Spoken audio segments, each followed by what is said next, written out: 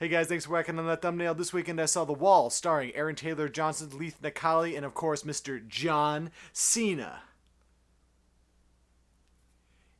If you get the joke, hit the like button. With a K review. It's VIC? No, it's with a K. Oh. So when I first started to see trailers for this movie, I honestly thought that it was coming straight to video because it was done by Amazon Studios and it also had John Cena in it. And I don't really see John Cena as like a big movie star. In fact, like on the ranking of like all the wrestlers that are in movies, I kind of take it like Dwayne "The Rock" Johnson, John Cena, and then we got Batista right in the middle there. And then I saw that this movie was directed by Doug Liman and had Aaron Taylor Johnson in it. And I love Doug Liman. He's an amazing director. He's done movies like Jumper, which not a whole lot of people like, but he also did Mr. and Mrs. Smith, The Edge of Tomorrow. He just has a good sense of like action and pacing, and with this movie being a really small, low-budget indie movie, I was like, okay, can he take all the Hollywood out of it? Can he give really good performances by like the three people that are in this movie? And to be honest, he did. I was actually really engaged throughout this entire movie. Like, from the beginning to the end, even when John Cena showed up on screen first, he made me connect with his character. Aaron Taylor Johnson's character, Isaac, he does a really good job. And he's come a long way as an actor. Oh my god. The guy started out, as Kick-Ass, and then he won a Golden Globe for Nocturnal Animals, and now he kind of looks like that, which is oh my god. There are so many things when I was watching this that I thought were going to go wrong, that were going to go to like really cliched things.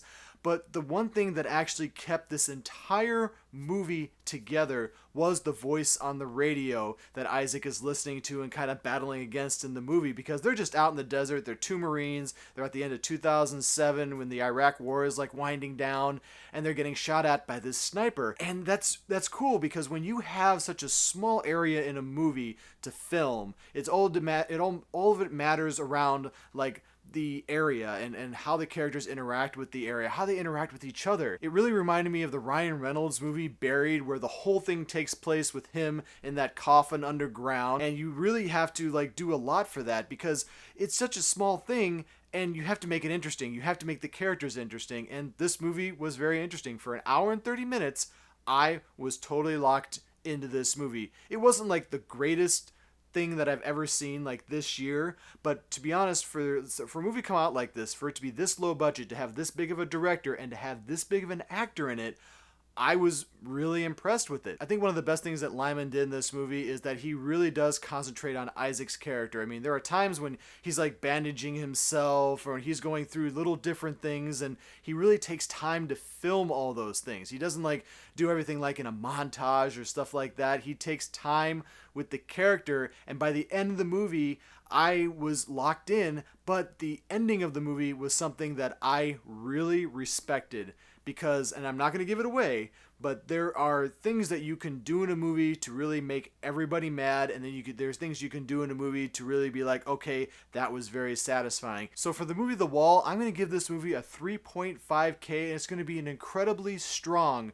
3.5K, because this movie took all the things that it had and it concentrated on them. It left out all the Hollywood stuff. It used John Cena well, it used the director well, and it used Aaron Taylor Johnson incredibly well. Guys, you need to go see this one in theaters when it comes out on video. Make sure that you rent it, and when it comes up on the streaming, make sure you put that in number 1. And yeah, thanks guys for watching my review. I do appreciate all the viewers and subscribers that I do have. Me a little whacked out comment below and let me know who is your favorite wrestler, and if they were in any movies, what was their favorite movie that they were in.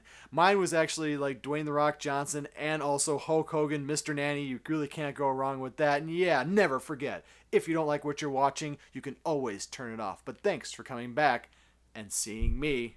Check this out.